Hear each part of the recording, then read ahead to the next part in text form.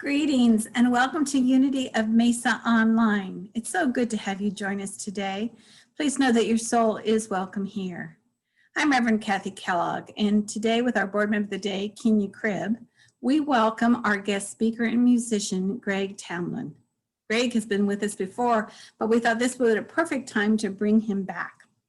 Let me tell you a little bit more about him. Greg Tamblyn, NCW, which stands for no credentials whatsoever, has been a successful singer, songwriter, speaker, and humorist for over 25 years. He combines outstanding audience rapport with an irreverent sense of humor, and he has a special interest in the relationship of music, laughter, and lifestyle to our physical and emotional well-being. Greg's humorous musings on cultural absurdities, as well as his messages of effectiveness, optimism, and service, have garnered him a large international following. Greg has become well known for his inspiring songs about the power of the human spirit, as well as his off-the-wall send-ups of modern life, such as the shootout at the I'm okay, you're okay corral. Based for many years in Nashville, he now makes his home in Kansas City and performs throughout the world for a wide variety of groups interested in wellness. And so today he's chosen the talk, the sacred and the silly. Mystics, prophets, saints, and psychologists have all told us that happiness lies in the now. But many of us in the West have forgotten just exactly where that is. Silliness, play, humor, and laughter are profound ways to get there. And so today I've chosen the affirmation, I find joy by living in the now. I find joy by living in the now. Would you say that with me, please? I find joy by living in the now. And I invite you to gently close your eyes as we do an opening prayer. And as we affirm these statements of joy and of living in the now, we affirm them not only for ourselves, but for our loved ones, for family and friends, for those on our prayer list, for those in the news, and for those we will never meet, but we hold the truth for all this morning. So I invite you, if your eyes are closed, to gently focus on that breath, moving in and out, gently, deeply, joyously. We affirm that we live in the wonderful, glorious now. Today is the day. This moment is the moment. Right now is the time. However, if we spend precious times of our lives trying to live in the past or in the future, we indeed need to remind ourselves that life is for living now. That's what life is all about. And so we breathe into that. Life is all about now. So today I make a choice to live. I choose to experience every moment of life and to experience an awareness of the marvelous activities of life that are at my command. I affirm happiness now so that I can experience happiness now. I affirm that I live in the unchanging goodness of the allness, universal presence, the goodness that always exists in the present moment. Everything I need is here and is available as I open myself to accept and receive. There is no other time to live but now. Life is a gift, and from life springs forth joy, which in turn enlivens the breath of spirit moving in and through my mind, body, and soul, healing, blessing, and motivating a greater expression of abundance. God's love is now. Spirit's help is now. Universal abundance is now. I live in the glorious, eternal now. I claim my good and experience health, happiness, and prosperity now. For myself, for my loved ones, for all, we affirm that we find joy by living in the now. And so it is. Amen. And here's our first song by Greg. Hi, everybody. For our opening song today, this is called I Think of God as a Poet.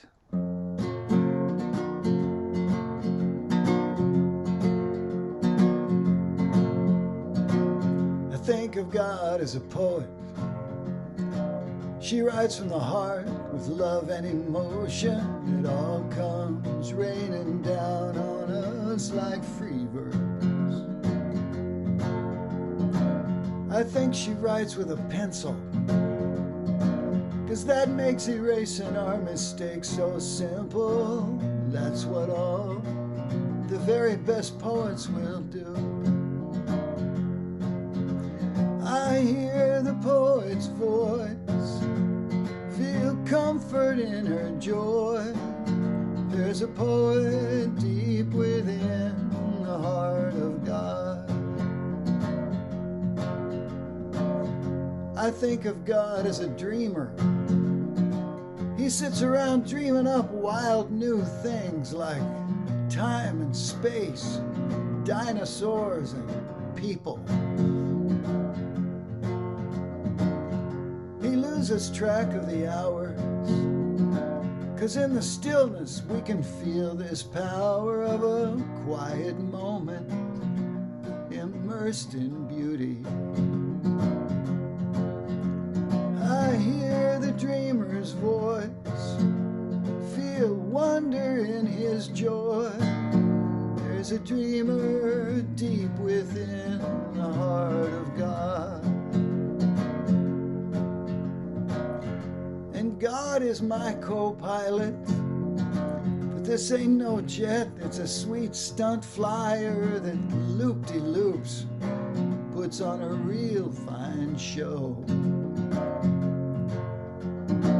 Sometimes we go barnstorming, wind in my hair, I don't care where we're going. And when I spiral out of control, God takes the wheel. And I can hear this voice, feel freedom in this joy. All things live deep within the heart of God. God lives deep within the heart of me and you. I think of God as a poet.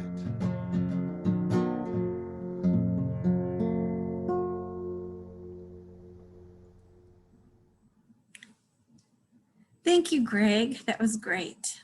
So I just wanted to say it was so lovely to see so many of you last Sunday at our Easter services, the 7 a.m. in the garden and the 10:15 inside on site. It was wonderful to be back into spiritual community, to see each other's faces, even if it was masked. We could see the joy in the eyes and just to be in each other's presence.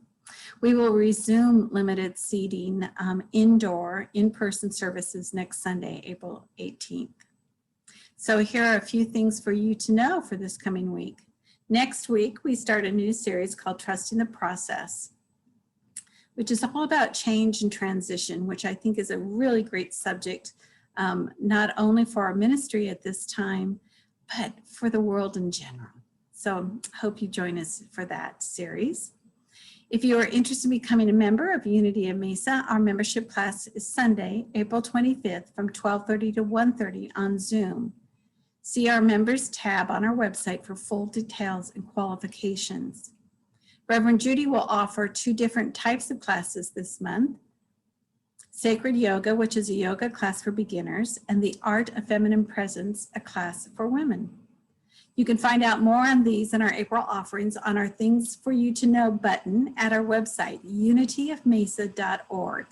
You'll also find information and access to our virtual fellowship, prayer support, registrations, and more. And now it is the month of April, and it's time to celebrate those of you who were born in April by singing happy birthday. So if our April babies will stand up wherever you are, we will let Dennis lead us in the birthday song. Dennis? Join me in singing the birthday song.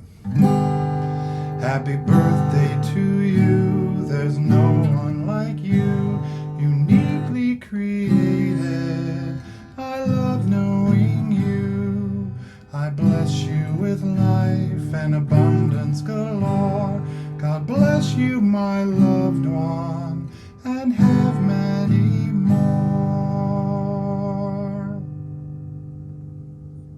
We at Unity of Mesa are the change agents of the world. through our prayers, affirmations, shining our light, and giving from our abundance. We, as a spiritual community committed to self-discovery and spiritual growth, support the work of the greater good as we enlighten, empower, and energize one another to uplift our world through a greater expression of God. There are many ways to financially support this spiritual community while we meet online. Indirectly, by ordering books through our website links, or directly by mailing a check or giving online using our Give Online link or Give Plus app. All the information on how to give and more can be found on our website, unityofmesa.org. If you are watching on YouTube, just click the link in the description.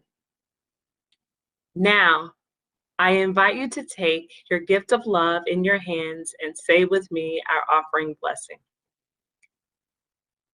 Divine love flowing through me blesses and multiplies all that I have, all that I give, and all that I receive. Greetings and good morning, Arizonians of Mesa Unity. Greg Tamblyn here at my post, still saving the world from whiny victim love songs. Really delighted, honored, privileged to be with you again this morning. I've been actually at Unity of Mesa many, many times over the years, but I think the first time that I got to be with you was almost exactly 20 years ago. Joel Bear was the minister. I know some of you will remember Joel. And the reason I'm bringing this up is I still remember it as the most fun, enjoyable, rewarding day I've ever spent performing, speaking at a Unity church. It was just phenomenal. I have such a big place in my heart for all of you at Unity of Mesa. Thank you so much for letting me be with you today. I want to give you a few thoughts about living in the moment. And, you know, April Fool's was a little bit ago, just before Easter. So, you know, I'm sort of thinking of this as kind of a humor Sunday. I want to give you some thoughts about how to stay in the now, and silliness, playfulness, humor, and laughter as ways to come back to the moment. So I'm calling this the sacred and the silly. So to get into this, what I'd love to do is to go back about 800 years, halfway around the world, to ancient Persia and the Sufi mystic poets that were writing then. I know a lot of you are familiar with Rumi. Some of you are probably familiar with Rumi's contemporary Hafez. Hafez, if you don't know Hafez, I really encourage you to get a hold of his poetry, a little book of his poetry, because he is not only deep and profound like Rumi, he's also frequently whimsical, which I love. So 800 years ago, Hafez said this: "What is the difference between your experience of existence and that of a saint? The saint knows that the spiritual pathway is a sublime chess game with God, and that the beloved has just made such a fantastic move that the saint is now tripping over joy, bursting out in laughter, and saying, 'I surrender.' Whereas, my dear, I'm afraid you still think you have 1,000 serious moves." It's good, isn't it? And I can relate to this really, really well, because almost exactly 30 years ago, I got into a lot of trouble, physically, mentally, emotionally, spiritually, a lot of trauma. It was really a kind of a serious mental illness. I was looking in my life, trying to figure out what happened, how I got to be the way that I was, and come up with some kind of excuse. And this is what I figured out. This is called just a little soul hanging out in space.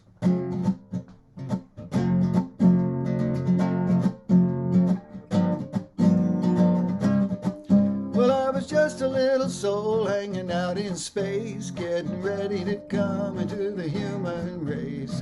And God came over and he said to me, "Well, kid, what you want to be? Yeah, it's time for you to go. get a life, but you don't have to have no struggle or strife. You can live a life of comfort and ease, worldly pleasures, do as you please. I can give you parents with lots of money, Southern California, bright and sunny, tall and handsome, a movie star, fancy parties, expensive cars, or maybe an athlete with rhythm and grace. You could do the Olympics, win every race, confidence just oozing from you, and the women, they're gonna love you. Or maybe you'd like to help those in low places, like a Peace Corps worker, Mother Teresa. But you know, when it's all said and done, being the Pope is a lot more fun. Or how about a yogi with magical powers? You could levitate for hours and hours and teach everybody to walk on hot coals, sell books and CDs by the truckloads. Well, what do you say, kid? You make the call. You can have any party, you can have it all. You just tell me what you want to be, and I'll give it to you. It's my guarantee, yeah.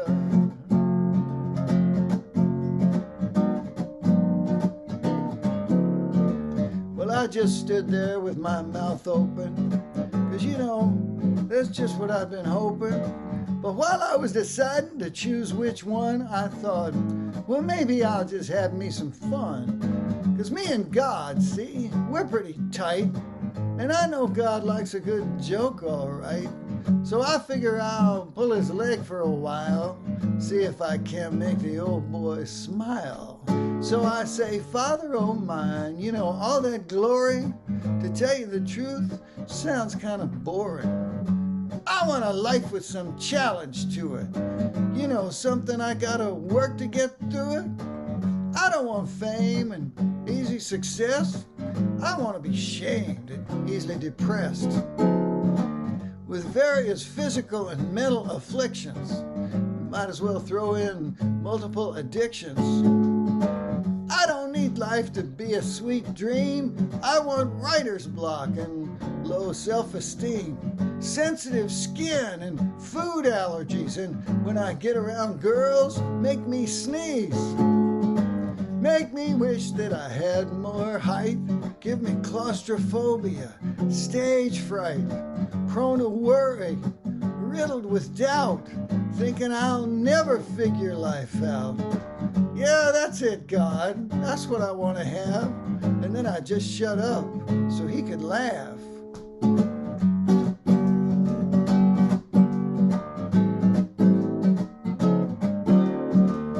God looked at me with a puzzled brow, shook his head and just said, holy cow. For a minute he stood there, pulling his beard, and then he said, kid, you're pretty darn weird. And I know you're just playing the fool, but this time, kid, the joke's on you. And then he grinned at me and he yelled, Shazam! And that's my story, and here I am.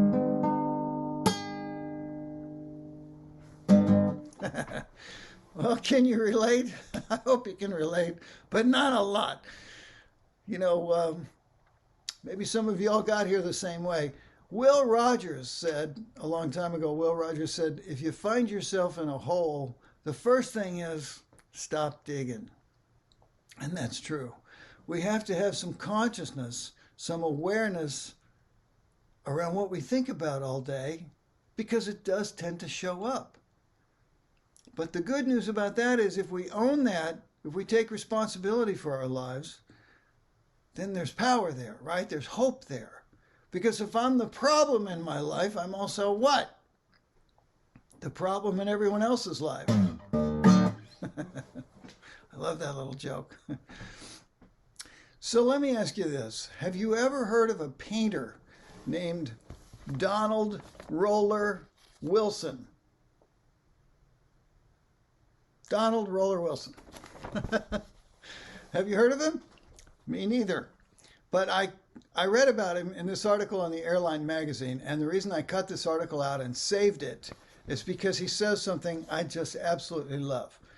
It takes all the arrogance out of everything you do when you know that God is so much bigger than you are. And yet, everything you are and do and see is filled with God. The trees, the asphalt, the people fighting over Aquanet at Walmart. That sounds silly, but silliness is just as important as love, just as important as tragedy. You can make a profound intellectual statement just by basing your efforts on silliness. Well, I agree completely. Some of you, most of you probably have seen this Robin Williams movie, Patch Adams. It's about 20 years old.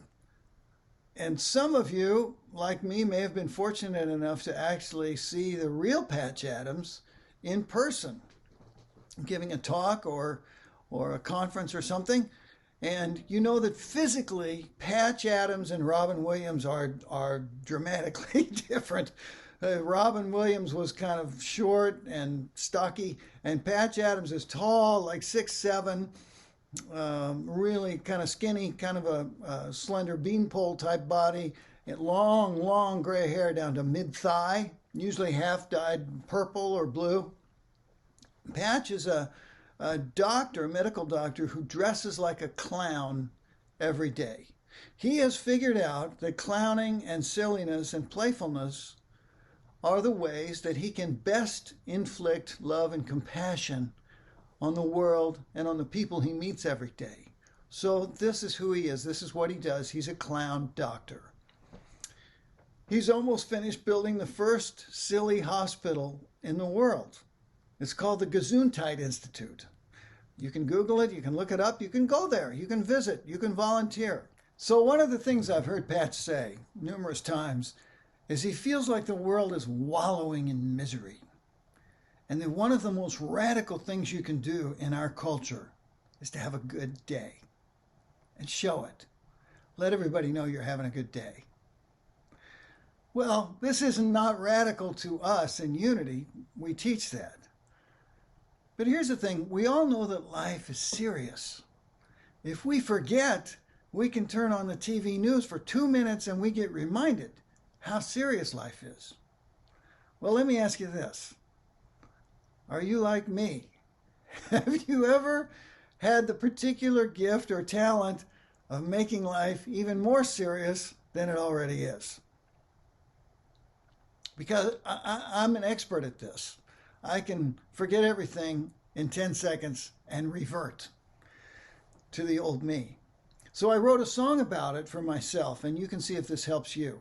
This is a blues tune, kind of, called Writer's Block, the long-term positive and negative effects of worry.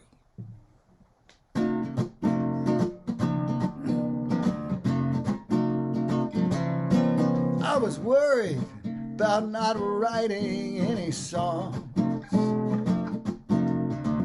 No words, no tunes, nothing for way too long.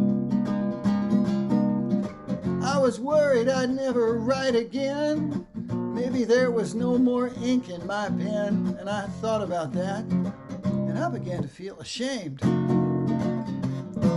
I was ashamed that I'd been worried about not writing.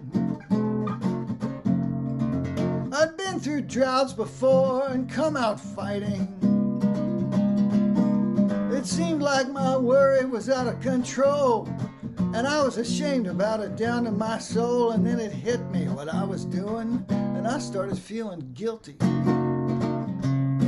I was guilty that I could let myself feel shame over something so insignificant as this writing game. I thought I'd released that stuff long ago, and I felt guilty that I had such a long way to go. And then I realized what I was doing, and I got embarrassed. I was embarrassed that my shame could make me feel guilty. All these negative thought patterns, man, it was silly. If someone could see inside my head, they'd give me a drug and put me to bed. Yeah, I was embarrassed, and that made me mad. I was angry that I could be so immature. I was angry at me, down on myself for sure. And as my anger turned into resentment, I thought about what the long-term effects of that meant, and I realized what I was doing to my body, and I began to feel afraid. I was afraid of what I was doing to myself. All these negative emotions affecting my health. If body and mind are so interconnected, my shame, guilt, worry, and fear were making me infected, and I was afraid that I was becoming depressed. And as I began to sink into depression, the effect on my body and mind became an obsession. The outcome of this could not be in doubt. That gave me something new to worry about. I knew that I might not be around for too long, so I wrote it all down and I had a new song. And when I thought about that, I was fine again.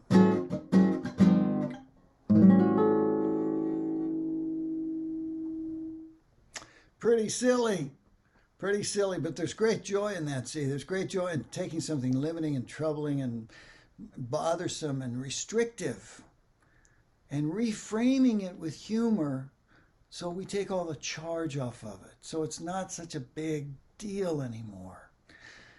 Both of those songs are about reframing big challenges, big problems with humor, so that now I've kind of cut them down to size. I'm in control of them instead of them being in control of me. Reframing with humor is a good thing to practice. And worry is the enemy of joy, right? Because if we're worried, are we in this moment? No. Where are we? Well, we're in the past or the future, but we're not here. And the thing is, it's okay to look at the past and the future, just don't stare. A lot of us get in the habit of staring. It's easy to do. We get a lot of encouragement from our culture to stare at the past and the future. I heard Mel Brooks talking about this on 60 Minutes a few years ago. He said, Socrates told us it's good to know thyself. He said, but I've learned it's way better to now thyself. Now thyself. He said, we need more people living in the now, living every day like this is our last day. Which is why I never have any clean clothes, because who wants to do laundry on the last day? I love that little joke. Okay, well, here's my point. Silliness is a great way to now thyself. Silliness, play, humor, laughter, great ways to come back to the moment. Stop staring at the past and the future and just come back to the gift that is now, that is the present moment. Every 4-year-old knows how to do this. We knew it when we were 4 years old. But we grow up, we become busy, important grown-ups with important grown-up stuff to do, and we forget to just come back to the moment. You know, here in the U.S. of stress, or as a friend of mine likes to call it, the excited states of America, we're busy, we're multitasking, and we forget what we knew when we were kids. You know, Jesus said the kingdom of heaven is where? Within. And to enter the kingdom of heaven, you must be like a child. Child. So simple, but we forget. See, my bias, my belief about this is that all of these qualities that we come to God for, all the healing and the love and the connection and the joy and the strength and the beauty and the grace and the power, all the loving support, everything that we come to God for is always available God never takes a break or goes on vacation. It's all here. And it's always possible to come back to here, to this moment, and access those gifts. It always is. But we forget. And silliness is one way to just come back to now. You know, it's kind of a cultural thing. This is my theory. You don't have to believe this. But I think it's a cultural problem that we have because our country was colonized to a great extent by the Puritans. Remember them? The Puritans? They were so serious, the English kicked them out. Yeah. H.L. Mencken said a Puritan is a person who's worried that somehow, somewhere, somebody might be having a good time. Well, we've all got a bit of that cultural DNA inside us from living in the US of A.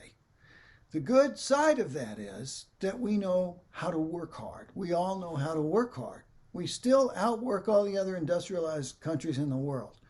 More hours, less vacation. So we know how to work hard. It's that lightening up that some of us have trouble with. So if you grow up serious like me, it's okay to practice. It's okay to give yourself permission to be playful. Now, a lot of times people will say, Greg, okay, all right, I'm buying that, but how do I start? I am busy. What do I do? Well, my answer is usually to use one of the tried and true comic techniques of not giving a serious answer to any question that doesn't absolutely require it. Give a playful answer. Now, if you start paying attention, if you start practicing, you'll notice that most of the questions you get asked during the day don't require a serious answer. Not at first. You could have fun with it if you wanted to. And my friends will say, okay, so how do I start doing that? Give me an example. Well, what's the most common question you get asked all day long? How are you? How's it going? How you doing? And what do we normally say? Fine. Okay. How you doing? All right. How you doing? Well, today I'm feeling pretty good. Every once in a while we'll go out on a limb and say, fantastic. I'm doing great. And we know that people really don't want to know most of the time, almost never. So it's kind of ritualistic. It's kind of automatic. So what if, because you get asked this all day long, what if instead of saying okay or fine, what if somebody says, how you doing? You say, well, I'm still getting away with it. Or, how you doing? Parts of me are excellent. How you doing? My tattoos are spreading. How you doing? You can see me? How you doing? Starbuckinated. How you doing? My lawyer said not to answer that. On and on and on. There's so many things you could say that might shake somebody up and give them a little jolt and make you and them laugh. And let me give you an example of how this can work sometimes. So I was getting on a flight from Florida back to Kansas City, where I live, and Southwest Airlines. You know, when you board the plane on Southwest, you get in through the galley. You get on at the galley, and there's a flight attendant there, usually, to make sure you turn right to go down the rows to your seat and not left into the cockpit. They don't want you flying the plane. So I get on board with my rollerboard, and the gal's there, and she says, welcome to Southwest Airlines. How you doing? And I said, I'm hungry. Steak and lobster for lunch? And she laughed. She thought that was funny. And she said, sure. How do you like your steak? And I said, rare. And she said, oh, that's good, because any steak on this airline would be extremely rare. And we both cracked up. And I said, well done. Well, I don't know what this did for her, but it changed my whole day. My mood just went up to another level and stayed there. And every time she came down the aisle, we would lock eyes and smile and maybe laugh a little bit. And we had this little thing in common that we had created, this little moment of fun. And that changed everything. Well, that's kind of how it can work sometimes. Other times you will fall flat. Other times people will look at you like you're the biggest weirdo in the universe. Doesn't matter. Doesn't matter. You're giving yourself permission to be playful. And sometimes you're going to change somebody else's day as well as your own. So give it a shot. Now, if you need some ideas, you can go to gregtamblyn.com and click on the humor blog in the menu. There's a humor blog link. And one of the blog posts is called, believe it or not, How You Doing? And there's a couple dozen good answers there for you to try out. And I suggest you just get one or two of these, put them in your back pocket and mental back pocket, and see which ones work for you. See which ones are comfortable with friends, with strangers, whatever. But do try it, because you'll change your brain. If you really focus on being playful, you will change. You'll kind of rewire your brain a little bit. It's very powerful. Okay, so silliness is a great way to come back to the now. You attend Unity of Mesa. If you're watching this, you probably come to church at Unity of Mesa, so you know other ways. There are other ways. There's prayer, there's meditation, there's service, there's gratitude, there's powerful feelings of love and connection that tend to bring us back to the moment. These are all good ways. But the other thing I want to touch on just briefly is the experience of the sacred, and I'm referring to the mystical connotation of this word sacred. One of the things I did when I got down in that black hole of despair 30 years ago, and I was so afraid that I would never get out, that I had ruined my life, that I would never have a good day again, just a good day. And I was stuck down there actually a long time, years. One of the things I did to get help was I went back to reading mystics and reading descriptions of the mystical experience of joining with God. And what I rediscovered was that these accounts, no matter which tradition or which century, are remarkably similar. The language is so alike from mystic to mystic. The language of joining with God. And what we're talking about here is merging with God so completely, so totally, that God is all that there is. God is all that's left. The little self, the little soul kind of disappears and merges with the big soul, and that's all that's left. Everything is just God. The mystics that have achieved this state use language like rapture, nirvana, ecstasy, bliss, beyond description, joy, ultimate joy, cosmic consciousness, unity consciousness, God consciousness, these kinds of terms. The mystics that have achieved this state and somehow fallen out of it, all they care about is getting back there. That's all they want. And it's very uplifting to read these accounts, and it really helped me. It really helped me so much, because I realized that if it's possible to live at that level, for humans to do that, then it must be possible for me to get up out of this hole I'm in and just have a normal life again, a normal day. So what I want to do with these last couple of minutes is just have a little musical meditative experience. We can go down that road a little ways together. So I'm going to play some music just very quietly, and I'm going to give you a little prayer. And this is a prayer that I learned actually in China about 20 years ago. Excuse me. It's a beautiful little poem/prayer that expresses everything I think that we need to be thinking about. And so I'd love you to close your eyes, sit in your chair in a comfortable way, and just listen. Just let yourself listen and take this in and see if it doesn't bring you into the moment a little bit. Okay, so here we go.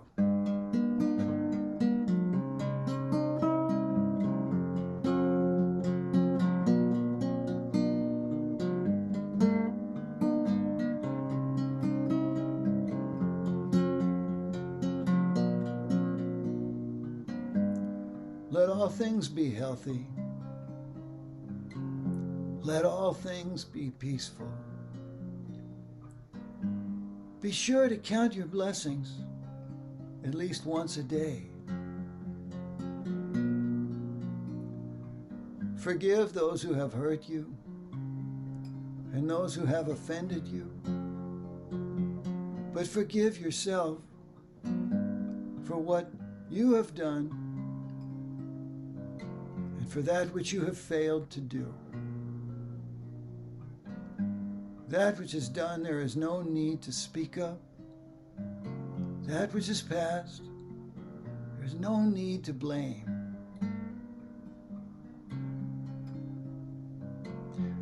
Have self-control,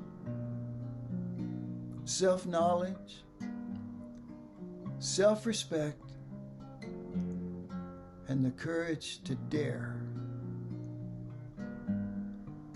Be tranquil. The light of intelligence will shine. And strive to make a spot where you stand beautiful.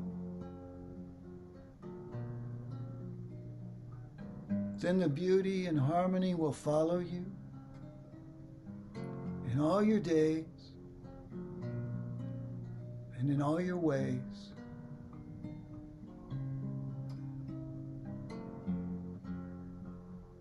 On this journey we call life.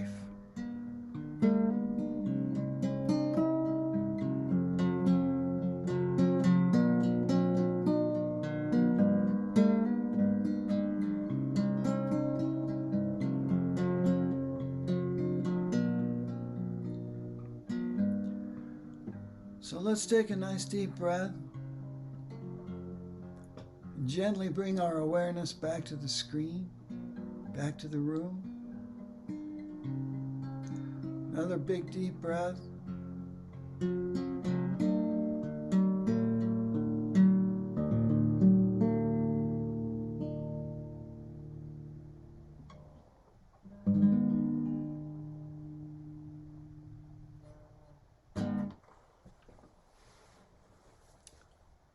I want to thank you so much for the gift of your attention.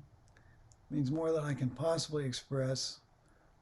I look forward to the day when I can come be with you in person. Hopefully that won't be too long. We can share atoms in person. And speaking of sharing atoms, I would like to finish up with a song about that. So here's a song called All These Atoms, award-winning song. Oh, let me just say this too. All of the songs I did today are available at my website, gregtamblyn.com. You can always listen to them for free. There's no charge to listen to anything. There is a store there with a lot of stuff. It's my stuff. Could be your stuff. So if you want to check that out, there's quite a bit to do there on the website. So thanks again. And here's the song, All These Atoms.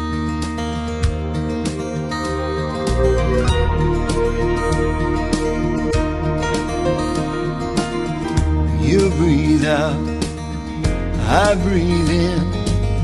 We're sharing molecules again. Oxygen and hydrogen. But do you know where your atoms have been? Parts of me were once in you. Genghis Khan and Hitler too. Jesus Christ and dinosaurs. Princess Di, Dinah Shore. All the atoms everywhere circle back so we can share. No escaping, yes it's true.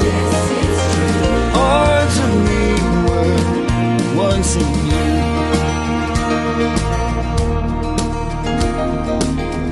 My whole body, smooth and hairy, is really very temporary. Every year a new epidermis. Maybe next year's will be firmer. atoms somewhere in Spain I could use back in my brain. They stay a while and then they leave. They only fit what we conceive. All the atoms everywhere circle back so we can share, like some ever-changing brew. Parts of me are now in you.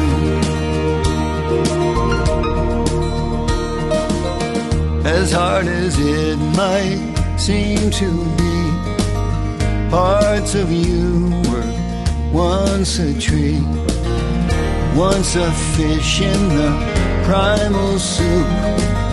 Something's dinner, something's poop. 15 billion years ago, the Big Bang was quite a show. All this time and now here we are. Parts of you were once a star. All the atoms everywhere circle back so we can share. No escaping, yes it's true.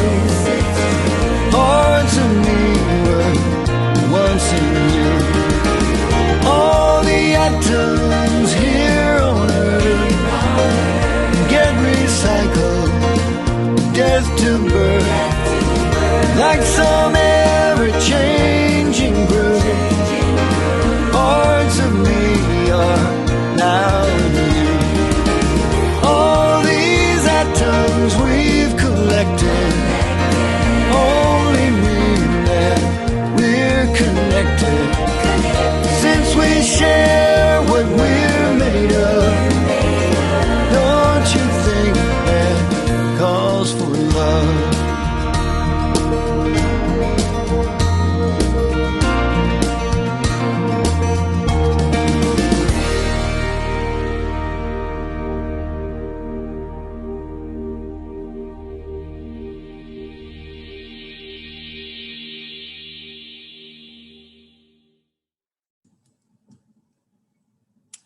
Oh, thank you, Greg, so much for today's offering. We so appreciate your humor and your insight and have loved having you with us. Thank you for your speech and your music. Just a reminder that we wish all of our April babies happy birthday, knowing, as we all affirm as we go forward, that the light of God surrounds us, the love of God enfolds us, the power of God protects us, and the presence of God watches over us. Wherever we are, God is, and all is well. See you next Sunday. Blessings.